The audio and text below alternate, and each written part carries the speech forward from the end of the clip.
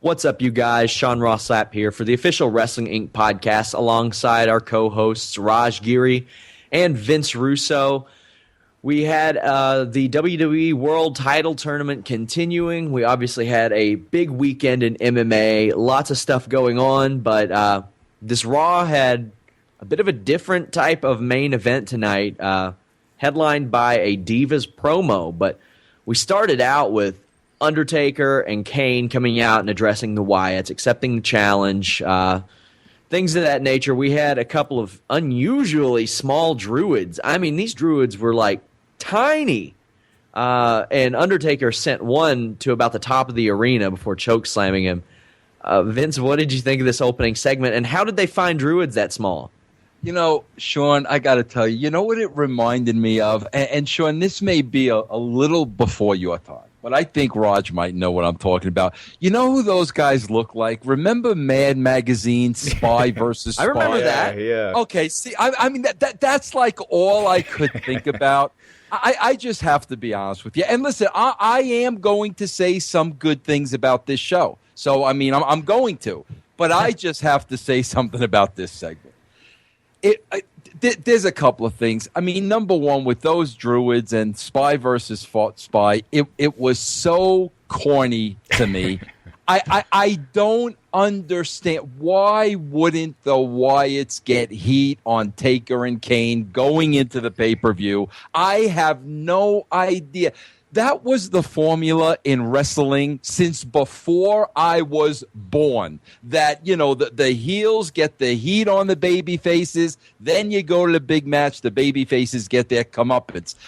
There was really no heat in this entire angle. We saw the Wyatts carry out Taker after the pay-per-view. We saw the Wyatts carry out Kane. That was the extent of the heat on the heels. So the way they put this thing together, I was just not a fan of it from the beginning. And just another thing too, like I don't understand why they didn't build this angle through the night, you know, tease Taker and Kane at the end, have something happen, maybe let the Wyatts get some good heat. You know, off the top of the show, man, if people were tuning in to see Taker and Kane, you saw them in the first 10 minutes of the show, and then you could have tuned out. It's that type of booking that I just don't understand. If those guys are there and in the building, especially Taker, you've got to utilize these guys to help with the ratings, especially when last week Hour 3 went below 3 million people. My opinion. It seemed to me like they were trying something new, trying like the, you know, what they do on SNL and you know, the late night talk shows where you have the big stuff up front because that's where you get the highest ratings, since it's like they're conceding the third hour now. And that's what I thought too. And they're figuring most people are going to watch the first hour. Let's put the main event segment, open the show when most people are watching, and it's going to fall off. And let's just end it. The third hour is the lowest rated hour. We'll just put, you know, the least important of the three segments. You know, basically there were three important things on the show, in my opinion: the Taker promo, the Roman Reigns Cesaro match, and then the Page promo. And I think they felt, in order of ratings of what most people are watching, they put Taker on first, you know, Reigns on, you know, towards the end of the second hour, and then end off with Page and Charlotte. And it just, but the problem is SNL is not 3 hours. Those shows aren't 3 hours. You need to get people staying with the show, at least, you know, for a while. And when you have your main segment opening the show, it does let people know that, you know, that, okay, that's done. You can move on. So man, I can understand the mentality, but it doesn't make sense when you got a 3 hour show every week. I got to tell you guys, I mean, this is a, you know, this is kind of a soft spot for me, because I have to tell you, I learned the hard way. You know, back in the Attitude Era, early on, there were a couple of shows where, like, Austin was on the show at the beginning, and then either he left the arena or left a building or whatever, and literally in the ratings, you could see once they knew Austin was not there, the ratings went in the can. And we learned the hard way. We made a mistake a couple of times. So that's when I see this, 10 years later, it's the same rule. The minute Taker's on the show, now Taker's gone, you're going to lose people. You know what blows my mind is, okay, it's fine if you want to experiment with this idea to front load your big angle and then have your weakest angle at the end. But why would you do it for your Survivor Series go home show? You're supposed to leave the show wanting to buy the pay-per-view or buy the network. And when it's not the most important match on the card that they're hyping at the end, I'm not leaving and being like, oh, I can't wait for Survivor Series this Sunday. And I gotta say, the thing with the Druids, I actually thought they had like middle school kids at first. Like I thought they did like when Bray Wyatt had the kids last year with Cena, until they started bumping, and I was like, dang, there's wrestlers that small. That's insane. I bet you one of them. But it made it comical. One was Callisto, but Callisto looked like he'd be bigger than most of those guys. Yeah, but it just made the segment. The Druids just made the thing. Like Vince said, the spy versus spy thing is all I can think now. But it just made it comical, as opposed to that. And that's not the effect they were going for. Next up, they had Neville versus Kevin Owens in what I thought was a fantastic match in the WWE title tournament. Besides that, though, I don't know if you all saw this, but Melissa Joan Hart of Clarissa Explains It All and Sabrina the Teenage Witch fame posted a tweet that said that she thought that Kevin Owens was a lazy wrestler. And Kevin Owens responded and then blocked her, which she publicized, and WWE talked about later. Before we get into the match, Vincent, do you think that was a work or a shoot?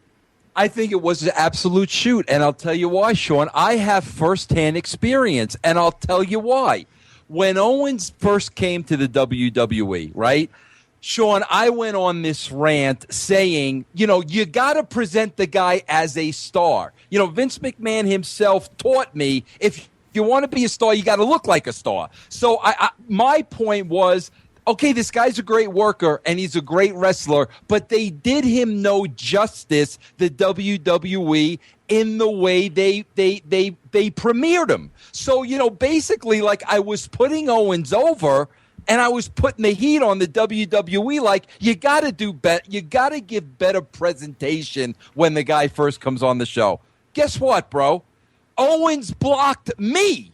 And I'm like, bro, I was putting you over. I was putting your work over. I was putting the heat on them because it's up to them to make you look like a star with the package around you. The guy turned around and blocked me. That's why I believe it was an absolute shoot. I will say this, that Twitter exchange was way more entertaining than the Paige Charlotte stuff they had to build up the main segment. But we'll talk about that. We're getting to that. But I'll say this, I thought it was an awesome match, and you knew it was going to be. But going into the World Title Series, I think you'd want, with Owens being like Owens and Del Rio being like the main heels going into it, I would just think you'd want to make them look really strong and dominant. So with Reigns and Ambrose, make it look like they have a tough challenge ahead, as opposed to everyone had, strong competitive matches. And I don't know, I just felt like that's not the way you should have went. Maybe with Reigns, but not with the others. And another thing, too, I don't know how you guys feel about this, but, like, I'm really not a big NXT guy. I mean, I'm just not. I'll watch it to keep my finger on the pulse, but I'm not a big NXT guy. However, I do remember when Owens came into NXT, they shot a pretty big angle, with Owens and Neville. And, I thought that would have been a great opportunity for them to really talk about that, get over the NXT product. But basically they said, in passing, oh, by the way, these guys know each other well. I thought that was a good opportunity for them to get over NXT, for them to get over the history of these two guys, so there would be more of a story, but they didn't get into that at all, and I think that might have been a missed opportunity. Yeah, it's kind of like NXT doesn't exist except for every now and then in Raw land. But yeah, I thought the match itself was fantastic. I thought these two have excellent chemistry. Don't know, I mean, obviously the next match is Owens versus Ambrose, which was supposedly slated for this pay-per-view anyway in an Intercontinental title match. So that program may continue. I don't know. A lot will be told after Survivor Series, but I thought this match was fantastic. Next up was basically the new Shawn Michaels himself, Tyler Breeze. Come on now. Taking on. I guess we could call him. He's probably about as good as Stone Cold Steve Austin, R-Truth. So we had a modern day Shawn Michaels versus Steve Austin match, and Tyler Breeze versus R-Truth. And in this situation, I mean, Breeze is never going to be anything more than a mid-carder. That's his role. But they had him selling to R-Truth the majority of this match. Vince, your feelings on ya boy, Tyler Breeze. Hey, Raj, I'm telling you right now, when you get the hate mail tomorrow, he's antagonizing me, Sean. He's setting me up. He's putting out there on a silver platter. But would you book a selfie stick on a pole match, Vince? Tell me. I'll tell you what I wouldn't book, Sean. Okay, I'll tell you exactly what I wouldn't book. What was the point of Tyler Breeze debuting last week and losing his first match on Raw, and then bringing him back this week, in basically a match you knew he was going to win? Like, somebody needs to explain that booking philosophy to me. There was nobody else on the WWE roster that they could have put in that tournament. Meanwhile, Titus was in it. There was nobody else they could have put in it and saved whatever his name is for this week and give him his first win on Raw. Somebody needs to explain that. They had 3 members of the New Day who could have been in that tournament and weren't.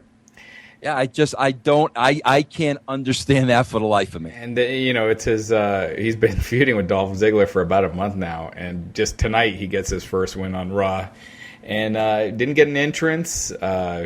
Unless I missed it, but my DirecTV. Breeze got one. Yeah. Oh, he did. Okay. When it came back on, it was him in the ring, and R-Truth was coming out. But the crowd, lack of reaction. Breeze seems like a kind of guy you probably should have had vignettes and stuff for him before he debuted, as opposed to kind of just bringing him out cold with Summer Rae. And I just don't see this ending up well for him. Well, Raj, you know what's really bad too? I don't know if you guys noticed this, but to me, like, this is such a bad error on their part. When they were walking down the ramp, if you noticed, Summer Rae was taller than him. That should never, ever happen. And I noticed right away, so I looked at her shoes, and I mean, she had some good size heels on her. I'm not saying she's taller than the guy, but a producer needs to be seeing that in the back before they go out when they're standing next to each other. She cannot be bigger than the talent. So, gun to your head, Vince, if you had to compare Tyler Breeze to one of these talents, which would you compare him to most? Lord Littlebrook. How's that, Sean? Before I even got the chance. Go ahead, Triple H. Nah. Go ahead. Triple H, The Undertaker, Ric Flair, or Steve Austin. Listen, Sean. Gun to your head. You're trying to get me in trouble now. I'm going to stick with Lord Littlebrook. All right. Well, I will say this. It was it's very unimpressive what they've done so far, and I don't see it getting any better. Well, meanwhile, guys, while all this was going on, the WWE had to compete Monday Night Football during halftime at Paul Brown Stadium. They had monkeys riding dogs while holding GoPro cameras. This is why they conceded the third hour. That's why they conceded the third hour. How are you going to compete with that? I see it on my screen right now. Yeah, it's on right now. It's If I would fantastic. have known about that, I would have switched over. You better hope Vince doesn't find out about this. Vince McMahon, not you. Okay. But Yeah, next up we had Ziggler versus Ambrose. There was no advancement in the Tyler Breeze storyline. I thought this was a good match, but it wasn't the match I was expecting. I expected something special out of these two, and it really wasn't there. Dean Ambrose moved on. It was fine. It was good. At no point did I think that Ambrose wasn't going to win. Raj, how did you feel? yeah, same thing. I mean, it was you clearly knew who was going to win. His promo at the end, I don't know. It just didn't do it for me. And starting off a promo with "if I win," I feel like in wrestling you should never say "if I win." It should be "when I win" or "after I."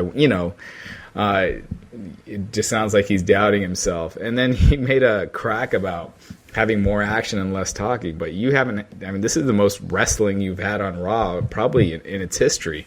I mean, it's 2.5 hours more or less or 2 hours of actual wrestling. No character development whatsoever on this not show much for the last month or so. Right, not much on good promos or anything else. So, I mean, if there's even more action than that, I mean, you'll probably just have straight wall-to-wall wrestling. Yeah, Vince, your thoughts? Listen. I really think. I really hope that Ambrose is the one that takes the bait, and Ambrose is the one that turns heel. And if it were me, Ambrose would join Triple H and Stephanie and the Authority and screw Roman Reigns. I think a corporate Dean Ambrose would be very fun. Yes, and I think that's what they should do. But see, he this is why I don't think they'll do that. Because the pairings going into the finals, having Ambrose against a baby face, Dolph, Ziggler doesn't help them set up that story.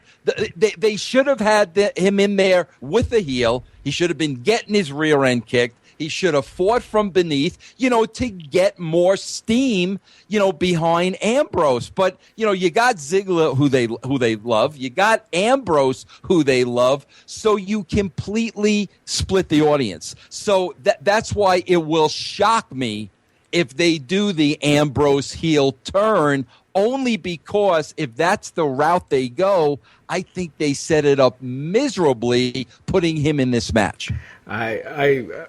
I would love to see that happen, but I don't think it's. I agree with Vince. I don't think they're going to do that. And here's another reason why. When Cena was leaving, and when Rollins got injured, everyone's like, "All right, now WWE, they're going to really shake things up, and who are they going to push, and what are they going to do now?" And they've done nothing. It's been just business as usual, just without Rollins. So. I think they're just going to continue on with Ambrose as a face where he is, and Roman's winning the title, and I don't know who he's going to feud with if Owens is feuding with Ambrose, but they're not shaking anything up, and I think it's become clear that things aren't really going to change. Yeah, they had a real opportunity here, and they didn't do it. Also, a reason that I don't think Ambrose would turn heel is because I still think he'd get cheered over Roman Reigns. They'd be in the same boat. I would just turn Reigns. But next up, we had New Day versus the Usos and Ryback, and this is a rarity for me because I thought the New Day sucked in this promo. I thought it was really bad. Well, maybe one of the worst they've done. I don't think they're getting stale, like I had one person saying, but this wasn't too hot. Also, the Usos terrify me still every time they go over the top rope. One of them is going to die sooner or later doing that.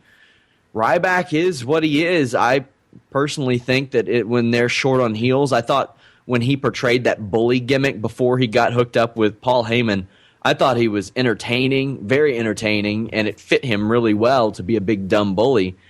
But it looks like they're just going to have him just do what he does, and this was nothing special. It was a double DQ'd or no contest. Neither team really needed to lose going into Survivor Series. But have they even announced that as a title match yet? New Day versus Usos. Have they announced that, Raj? No, and they really haven't done much to build it up. So I mean, They might announce it on SmackDown, but yeah. I mean, it really felt like more a segment to kind of get some heat, get Ryback some of his heat back after losing to Kalisto on SmackDown. I mean, that seemed like that was the only purpose of this whole thing.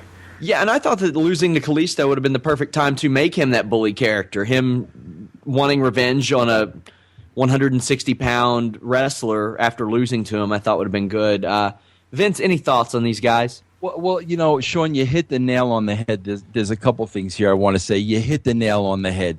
When you just talked about, like, there's been zero character development, and I'm always big on you have to protect every talent on the roster. You're absolutely right. How would Ryback was embarrassed by Kalisto. This isn't Kalisto. This is a guy that is an animal. He feed me more. I mean, need I say more? He was embarrassed by a guy half his size, half his weight. That should have been the story. That will help shape and build his character. But, typical WWE, he loses to Kalisto on Thursday.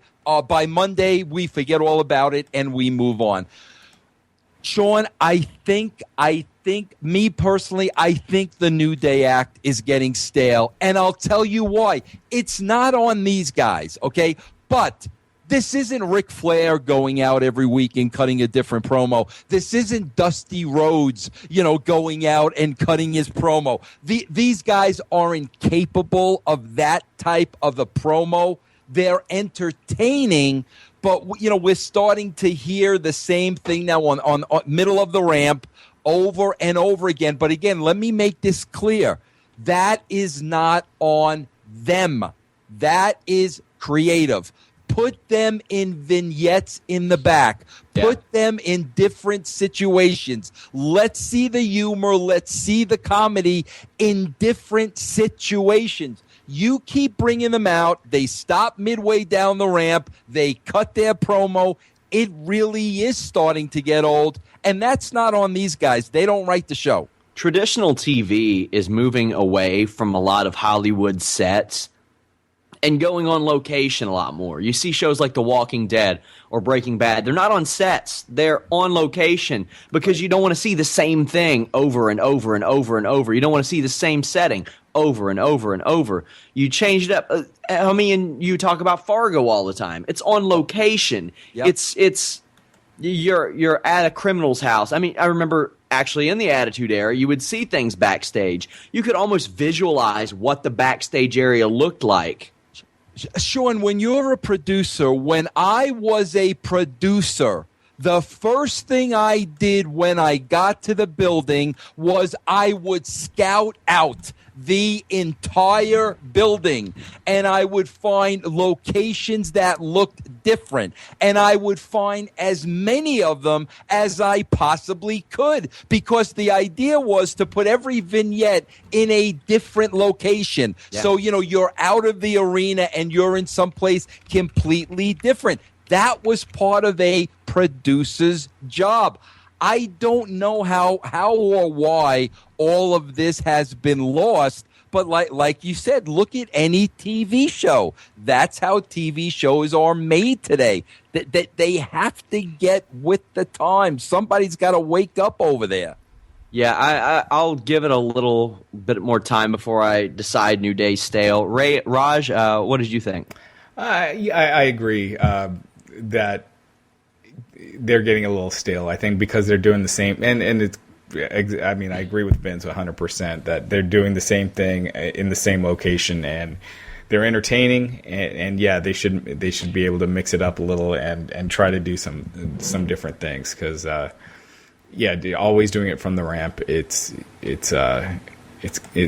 yeah, I wouldn't say it's old yet, but tonight I felt like it's kind of jumping the shark a little bit. So, and it's not to the point where they can't fix it, but. Well, I mean, on SmackDown, on occasion, they show them doing backstage stuff in the whenever you see the coming up next type of thing before the commercials. There were a couple of times that they had hilarious segments where they would be talking to a producer backstage, then they would pull out a Nerf hoop and dunk on the producer, and then make fun of him while they stared him down. Little things like that. I don't know why they don't put that on Raw in a different setting.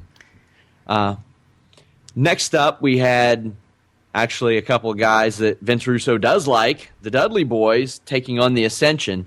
The Ascension are on Raw. That's the point that we're at in this world. Dudley Boys got the win. Had to believe it was coming. Vince, I know you're friends with Bubba Ray. Your feelings on this? I got to tell you, Sean, I didn't believe it was coming because I'll tell you why. When I saw this match set up, listen, they just used the Dudley Boys for New Day. So when I saw this match set up, I was like, oh, okay, now they're going to use the Dudley Boys to help get Ascension over. So, like, bro, even when the Dudleys beat them, I was waiting for Ascension to jump them or do something dastardly once the bell rang. But that didn't happen. I mean, Team 3D beat them. Was no comeback. So obviously they're not going to use Team 3D to help get the Ascension over. So like then my question is, okay, well, why are these guys even on the show in the first place then? Fill time. You have the Dudleys and the Ascension on the Survivor Series go-home show. I mean, that's... And they haven't been on the show for weeks. Video packages, Vince. One of my favorite angles that you did when you were with WWE was The Rock winning the WWF title tournament at Survivor Series. Couldn't they have done a feature on like a video package looking at that Survivor Series the last time there was a world title tournament? I think that was the last time as far as Survivor Series goes. Couldn't you have done video packages on Taker and Kane and anything else, anything to build the pay-per-view this Sunday instead of R-Truth and Tyler Breeze and the Dudleys and the Ascension? Those things could have been filled to actually promote the show this Sunday. Well, Raj, not only that, I agree with you 100%, Raj, but not only that. Last week, Raj, from the first hour to the third hour, they lost 600,000 viewers. 600,000 viewers went bye-bye between hour 1 and hour 3. How can Vince McMahon not look at that and say, you know what, we can't allow that to happen again? This is what boggles my mind. 600,000 viewers last week, and this was third hour. I think exactly. It's going to be more this week. That's what I'm saying. It's like, my gosh, guys, like, what else more do you need? I can't explain it. I'm tapping out. Also, I can't believe like I said, it feels like they're conceding the third hour. Also, I can't believe I forgot this, but obviously there was a Reigns Cesaro match that happened before that, and it went up at the end. It went up on the second hour. Also, something that I noticed because I had both on, because unfortunately tonight I was a Bengals fan. Roman Reigns came out there and cut that promo, which he stumbled and stammered over, but it ended the second that halftime hit on Monday Night Football. So it was very obvious what was going on. WWE has to quit painting Reigns as an underdog, but this was a fantastic match. It was excellent. Roman Reigns won't get any credit for it, but he deserves credit for it because it can't be a coincidence that he's been a part of some pretty great matches, including one with the Big Show this year. So I don't think Roman Reigns gets his just due as far as how much he's grown in the ring. He'll be taking on Alberto Del Rio this Sunday, so we'll be getting into his match next. But yeah, Raj, how did you feel about this whole thing, and did you give any hope to Cesaro? No, I didn't. But I figured it was going to be a good match. I was surprised at the reactions. Like when Reigns came out, he got a pretty decent pop, and it wasn't until he cut that promo recapping storylines that I think he lost a lot of people. He should not be doing that. It didn't do him any good the last time, and so they do it again. It insults the viewer's intelligence. It's like, we know what happened. We see it. A video package would be so much more effective than having Reign discussing what happened over the last few weeks. I know you've seen the Finn Balor special that they did on like NXT, and the Apollo Crews special, and like the ones on Bayley and Becky Lynch that just that they cut up into like 2 parts and stuff like that, and it's like a miniature documentary, and you really get to know the real person, that would go much further than him recapping his own storylines. Yeah. Yeah, it's not his strong point, but the match itself was great. Cesaro with that cartwheel from the top, I thought that was pretty cool.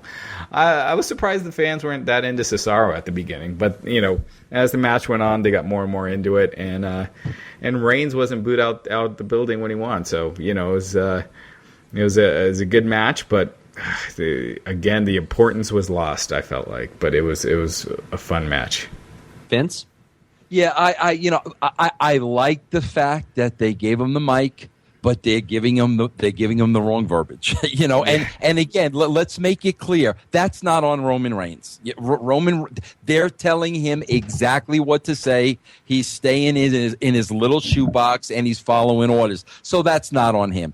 I loved the match, and I love matches when you have 2 big guys that are like 100% pure athletes, and they just do some amazing things that you can't even imagine guys that size doing. So like this match was right in my sweet spot.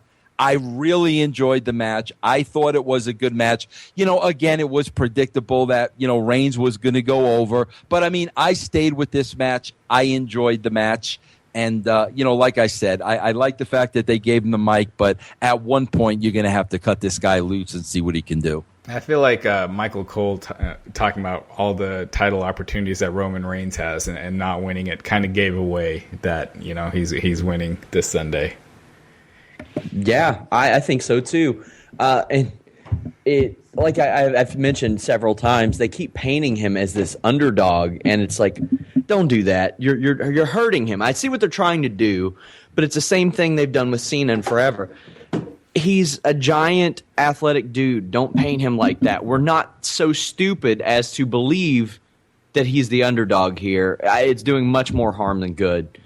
I think if you've seen him in like personal appearances or like interviews outside of WWE, every now and then, especially when he was with the Shield and he would heel it a little bit, and he has this like cockiness and swagger. When he puts that in, it's pretty cool. He looks like a star when he's talking, and they are not able to bring that out of him. Do you remember, I brought this up once before, but when he was in the crowd, or he was cutting a promo, and everybody in the crowd started to chant, "Cena sucks," and Reigns just fired back with, "When Roman Reigns is in the ring, you're damn right Cena sucks," and he got a pop from it. He can obviously go. He can handle himself. I just don't know if they had the confidence in him to do that. He doesn't need to be this recap guy. He needs to be what he is. He's a cool dude, a cool, athletic, strong dude who should be confident in his abilities.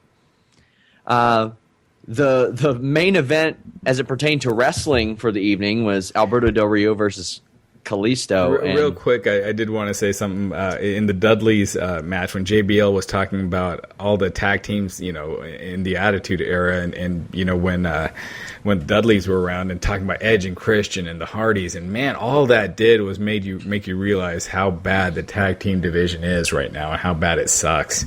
He didn't bring up Bob Holly and Bart Gunn though. The new whatever they were. Midnight Express. Oh, you remember that, Vince. I know you remember that. Yeah. Bombastic Bob and Bodacious Bart. But man, I would not be bringing up stuff and referring to stuff as the glory days, because it just really brings out just how lacking some stuff is right now. Yeah, it underlines it. There's always the accentuate the positives and hide the negatives. He brought the negatives out and put it on TV in front of everybody so they could see it, which is really weird. Yeah, when Reigns is out, never bring up Austin, never bring up Piper, never bring up any of those. The Rock or Austin or any of those kind of guys. When Ambrose is out, don't bring up Piper, don't bring up any of those guys, because all it does is make them look second rate. Yeah. The Alberto Del Rio Kalisto match was next. I had high hopes for this match, and to be quite honest, I thought it absolutely sucked. I thought it was a bad match. You had this momentum with Kalisto, and I know they don't want to beat Alberto Del Rio so quickly, but I thought like even a count-out victory here, something like that, could have been cool for Kalisto, but I understand them not wanting to do that because it's a guy who until last week had nothing going for him. This match was underwhelming. We knew Del Rio was going to win. Raj, any thoughts on this? I've already forgotten about it. I didn't even take Lucky any notes you. on it. It was Del Rio. Is already stale. He hasn't been around that long, so there you go. And man, they did that backstage promo with him and Triple H, and I hate when like Triple H walks away and then Del Rio's just sitting there for 20 seconds just making faces. And they did that like with everybody too tonight. They had him talk to several guys, and it was like that. So it's just it just looks awkward. So anyway, so cheesy. Yeah, Vince. Del Rio. I'm just gonna say this before. Del Rio has had the 2 worst matches in the tournament too. By the way, I just did not buy this little guy taking it to Del Rio. I mean, I'm sorry. The whole thing was unbelievable to me. It was unrealistic to me. I hated it.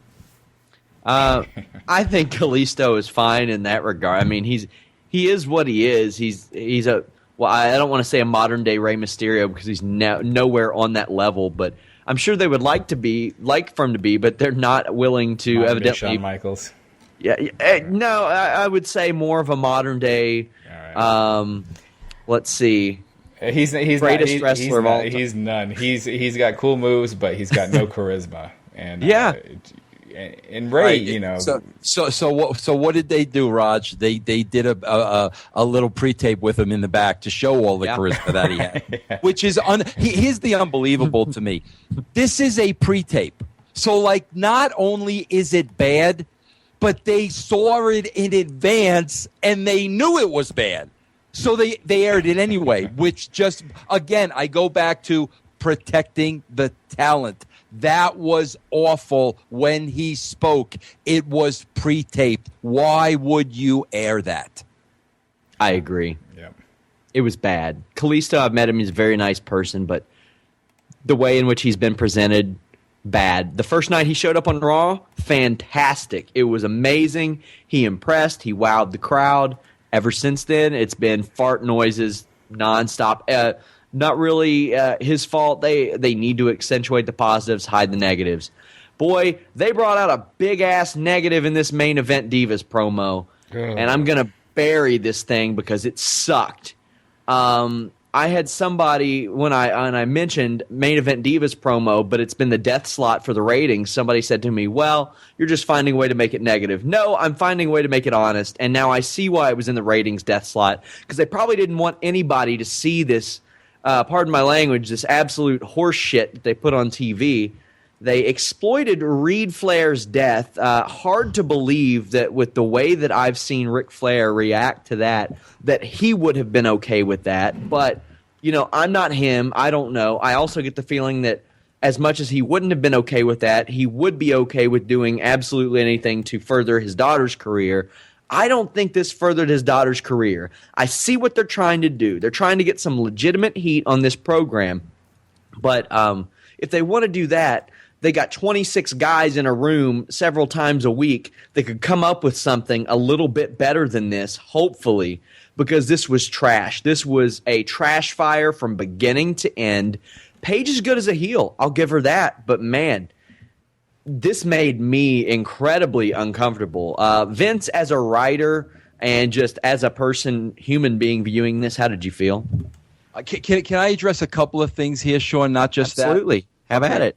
This is really weird to me, guys, because, Paige is the heel. And, Charlotte is not out of the mold of, the Divas, the Nikki Bellas that we've seen, those that have preceded her. She's not out of that mold. She's a wrestler. She's the daughter of Ric Flair, right? Take a good look of the way that they're starting to portray a Paige, who's the heel, and Charlotte, who's not the diva. I don't know if you notice it or not, but I noticed things like this. Trust me. Maybe because I'm an old man, and I don't get the action I once got, guys. Let's call a spade here. Paige is showing more and more and more boobage every week. Well, she does. She does not own a full-size shirt. I'm convinced of that. Okay, but it's more and more every week. And keep in mind, that's the heel. Like, that's the heel. Meanwhile, is it me, or are they pouring more and more and more makeup on Charlotte's face every week? They are trying to make her look pretty. And that's not her gimmick. That's not who she is. And if you go back and look at the first time she appeared and you look at her now, she looks like she should be on the cover of Glamour magazine. That's not who this girl is.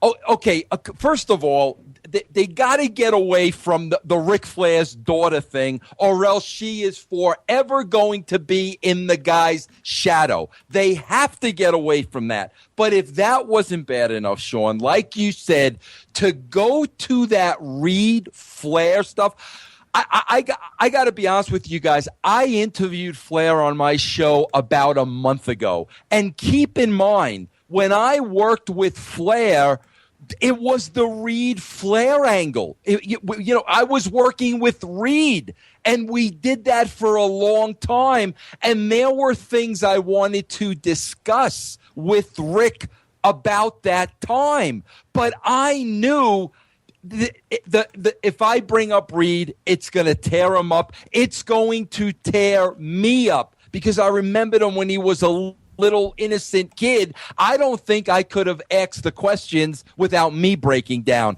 So I avoided it like the plague. And here it is on TV.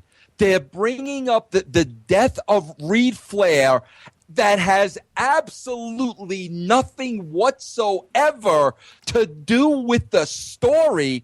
And I agree with you, Sean, for the 84 writers that they have, or whatever the insane number is, you mean to tell me you don't have anything but to bring up the memory of a poor dead kid who died of an overdose, and we're using that to get heat? My God, you talk about cheap heat.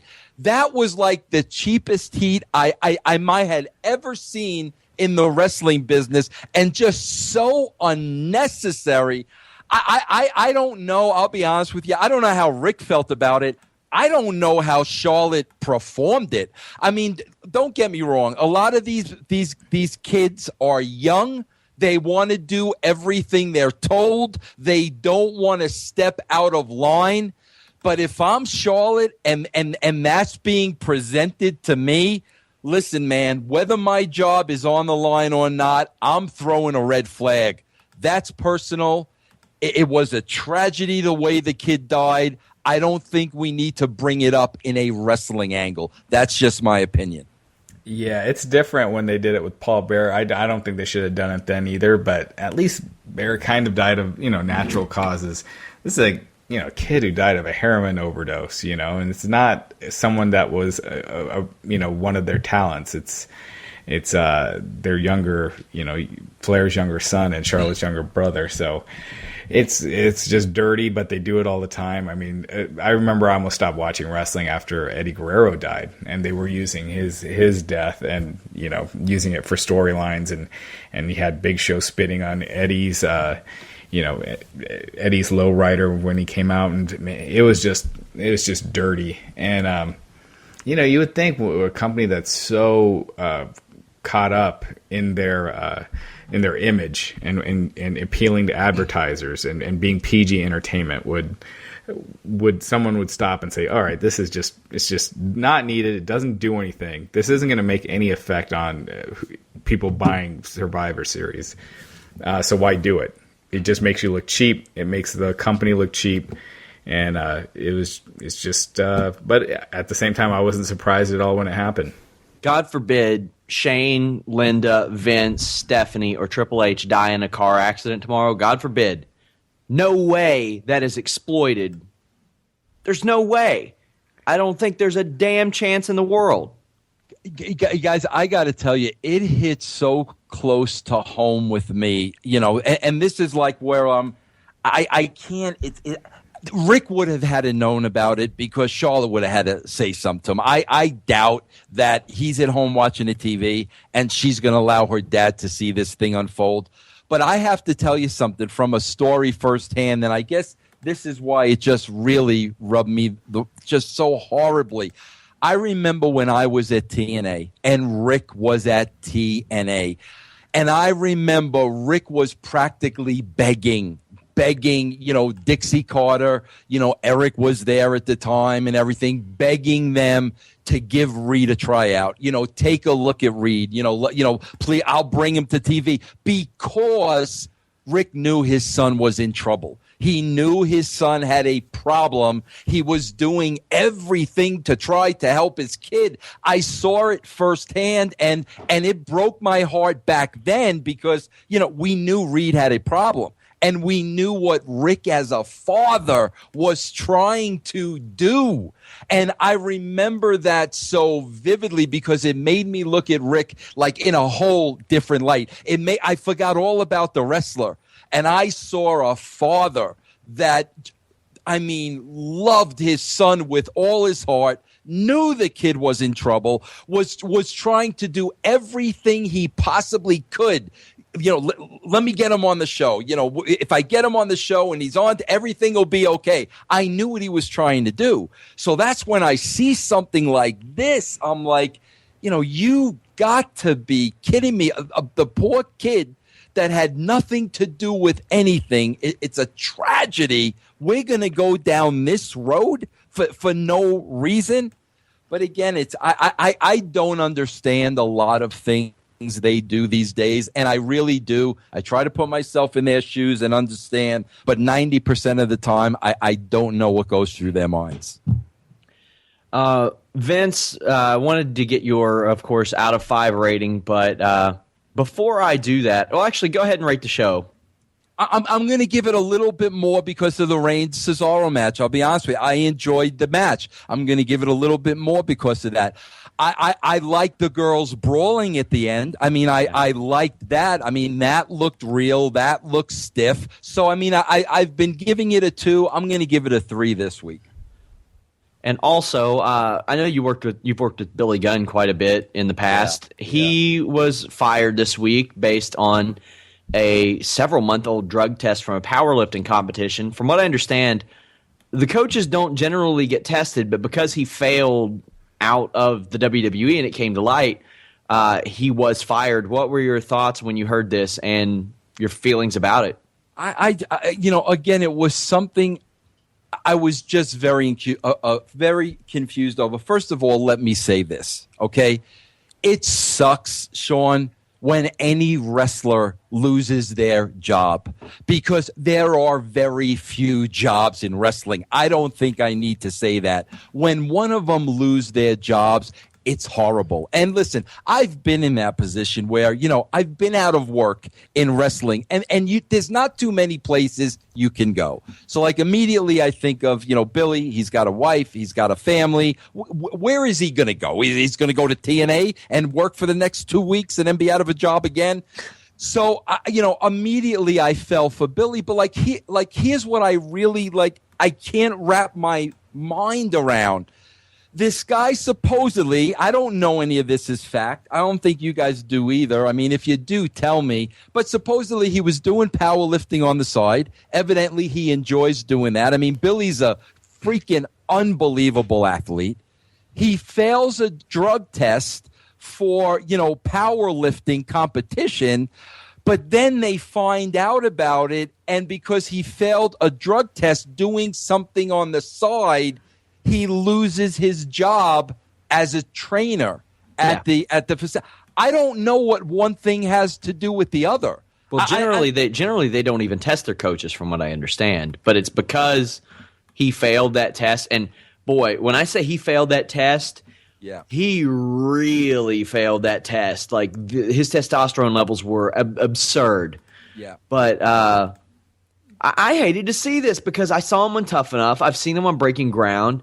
It seems like he contributes a lot to that environment, positively, especially, after the controversy that they had earlier in the year, I feel like he was a good addition. Sean, I have to tell you this. There was a brief period of time in TNA, I don't know if you guys watched it or not, where they put Billy with Angelina Love and Velvet Sky. They put him with the beautiful people. Right. Mm-hmm. I sat back. The way he taught these girls and the patience he had with these girls was freaking unbelievable. As a teacher to these two young girls, the guy was absolutely phenomenal. So that's why, like, I'm just struggling with, okay, he was doing something on the side, which he loved to do, which is more or less a hobby. He took, steroids for that. I don't know what that has to do with him being a trainer at their training facility, but I don't know. And again, it all goes back to, listen, they're a publicly owned company. They've got shareholders. They've got people they have to answer to. I get that. Well, then why are we bringing up Reid Flair tonight? Yeah, I agree. It's such a double standard all the way around, whatever suits them best. That's why you can't sit back and make sense out of anything. Well, Vince, we want to thank you definitely for your input and, of course, your time. We'll talk to you next week. All right, guys. Again, thanks for having me. I really enjoy it. All right, take care. Take care, guys. Raj, what were your feelings when you heard that Billy Gunn was getting fired? I mean, it's the right thing. They got to do that. It's not a wrestler; it's an employee. Otherwise, you could have just suspended him. But I have a feeling he'll probably. He was doing such a good job. I've always heard positive things, so I'm sure he'll be back. I think he'll be back too. And of course, we have more Ronda Rousey fallout. That got just an absurd amount of attention. It was our most listened to podcast we had ever done, and we weren't even sure we were going to do one until halfway through the pay-per-view. I mean. It got. It's been a very hot topic. Holly Holm has been incredibly gracious in defeat, as well as her team, mind you. Carlos Condit posted a tweet that said the only person who has the right to gloat about it is Holly Holm, and she's not doing so. As I kind of mentioned the other night, I had a feeling that Ronda Rousey's coach, Edmund Taverdian, would come under fire, and he definitely has. I mean, to an extreme level. Did you happen to see the things that he said after and during the fight? Yeah, I remember hearing it during. A lot of times you hear coaches say, "Oh, you're doing fine, you're doing great," which is just insane when they're getting their ass kicked like that. The stuff he said after, the guy, I don't know if he's out of touch or didn't watch the same thing everybody else did, but yeah, it's, I was willing to give him the benefit of the doubt because, her striking is so much improved than when she first got in the UFC. Yeah. And, but man, apparently he has her do no MMA sparring. Right. And that's dangerous. That's very dangerous. Yeah, and I wonder if it's one of those things. He said he's bankrupt. I wonder if it's just one of those things he don't want to, spend any money for it, Did you see what Tom Lawler said about that? Tom Lawler said on Observer Radio, he said, after seeing the way that Ronda Rousey struck, is it that hard to believe that Edmund hasn't worked in 3 years? Right, yeah. I mean, that's... It was bad. I mentioned this, but the amount of attention this has gotten. Like I was saying, I played golf. Me and my wife went with a couple friends on Sunday afternoon, and in the clubhouse, we heard people talking about it. And these are older people who were talking about that fight. So it was it was a huge story. Yeah, and as big as Ronda Rousey is. This is bigger because if she would have won, it would have done a lot of traffic and a lot of attention. Sure, her losing is just insane, and she's going to take time off. She commented on Instagram and said that she was going to take time off and she would be back and that she is okay. So any of those rumors that say that she has a broken jaw are false. Dana White said that she went to a plastic surgeon. He likes to send people who get really messed up in the UFC, like Robbie Lawler's lip and Jessica Panay's nose. He likes to send them to plastic surgeons. That way they can at least, not have to deal with nasty scars. Yeah, I love how all of a sudden everyone now is like, "Whoa, I knew that Holly Holm was going to win, and that Ronda Rousey sucks now, and all of a sudden she sucks it's absurd. And we're one-dimensional." It's like, dude, she lost one fight. If they have the rematch, and I'll give full props to Holly Holm if they have their rematch and Holly Holm is able to do the same thing, but I think that Rousey is a world champion Olympian. She can fight her fight and not try to always beat someone at their own game. Yeah, that's a big rematch. And what do you make of the way that Miesha Tate has acted about this? It seems a little weird to me that Miesha Tate is so thrilled about this because she couldn't beat Rousey and she probably couldn't beat her again, and she seems to overcome with joy when she's probably not getting a title fight. They're probably just going to keep Holm on ice until Rousey's back. I think she's closer to a title shot now than she was before. Definitely. Rousey's going to be filming a movie. I think with that, who knows how long she'll be out. I know she does want to get back in, but if it's going to be a while, you don't just have, Holly Holm, who's gotten all this pub, just sit out for 8 months, then you want to do that, because that's one of those fights where either way, whoever wins, the winner against Rousey will be huge. Now, Holm would be bigger, but either way, it'd be huge. So it's, Rousey chasing for the title against Tate, or, her sworn enemy, or Holm. I mean, obviously, the biggest fight would be to wait for Rousey to come back. But if he can't, she was kind of next in line, and that also, if she did win, then she's all of a sudden she's got two huge fights, one with Holly Holm and one with Rousey if she comes back. So, yeah. I think it. In a lot of cases, I think it sucks when people, dog on someone for losing, or, they have a bad night. But, Rousey was polarizing, and she was, all I could think of is cuss words. But she was a bitch to Miesha Tate after their last fight. Yeah. Wouldn't even shake her hand, and was taking things way out of proportion. That her and her, that she said, and the stuff that her boyfriend said, and him apologizing, and her just, brushing it off and just giving attitude and getting in his face about it. I mean, she came off as a total heel. So, I could see, Miesha Tate kind of basking in the glory of Rousey kind of finally getting hers. Yeah, one of the most interesting things I saw was that it was weird that Cyborg and Tate were so happy, because Rousey losing her 0 on her record probably cost each of them a 0 on future paychecks. And I don't think so much Tate, because I think it makes I think there was no intrigue with a Tate fight otherwise. Now there's more. Cyborg definitely. You had these two unbeatable women, and now you don't have that. Yeah, Cyborg, she doesn't get business. I mean, that's the bottom line. If she did, she would have gone down to 135. And granted, 2 years ago that fight wouldn't have been as big as now. But the fact she still hasn't gotten down to 135, by waiting so long, she's already missed that. The huge fight. It'll still be big when they do it. She proclaimed that she was going to 145 in February of 2014. Yeah.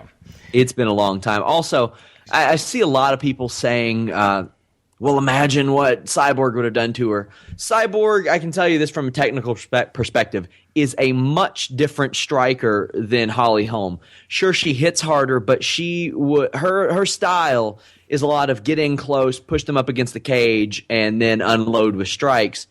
That type of thing is kind of high risk when you're facing somebody like Rousey, who likes their opponents in close. That way she can send them ass over tea kettle. A lot more risk involved with that. Sure, she hits harder, but it's a different type of thing. Holly Holm had the perfect game plan, and as I said, every single fight she ever had before this, it looked like she could have finished her opponents virtually anytime she wanted for the majority of those fights. But it's almost like she pretended they were Ronda Rousey, and she implemented that game plan on each and every person she faced. So and categorically different. Yeah, it is very different. Plus, I think Rousey would have trained way different. I'd like to believe that she would have been in much better shape. I mean, just look at how she looked in this fight and look at how she looked against Sarah McMahon. She was in much better shape. I don't know if it's just all the stuff going on or if she just took Holly home lightly, because you could tell she expected to steamroll through her. I don't think she would have expected that with Cyborg. It's just impossible to say. Cyborg, I mean, she's a destroyer on her feet, but yeah, she's not a technical striker. So it's just a very different, two different situations completely. Yeah, a couple more things before we go. I found out that CM Punk does not need surgery on his shoulder. He's returned to training. Dana White said this on Joe Rogan's podcast, which dropped today. He's on schedule to fight probably the middle of next year, they said, so we can look forward to that. Also, I've been told by some of the people who promote the Arnold Sports Festival that they do hope to have the NXT exhibition there again next year. I went last year. It was fantastic. If you're in the area, go there, because it's just awesome. You get matches like Sasha Banks versus Bayley and Kevin Owens versus Finn Balor and awesome Q&A, stuff like that. A lot of fun stuff. So I hope WWE makes that happen. I reached out to WWE a while back, but haven't heard back from them about it. But the Arnold people did get back with me about that. Raj, anything else you want to drop on the people? No. I think, we'll be doing the podcast after the Survivor Series. I think it'll be just you and me. So you definitely awesome. Stay up late Sunday night and join us for that. Maybe Raj will drink an entire bottle of wine again. Yeah, some people seem to like that. So yeah, it was fun. It was fun. Hey, it was our most listened to podcast of all time. That's true. So I mean, whatever brings the ratings. I do let my guard down a little more, but at the same time, it does bring out the explicit filter. So yeah. Well, we want to thank you all definitely for supporting the podcast. Go and rate it on iTunes. Share it on social media. Whatever you want to do to support us, we really appreciate it. But we will talk to you guys Sunday night. Talk to you later.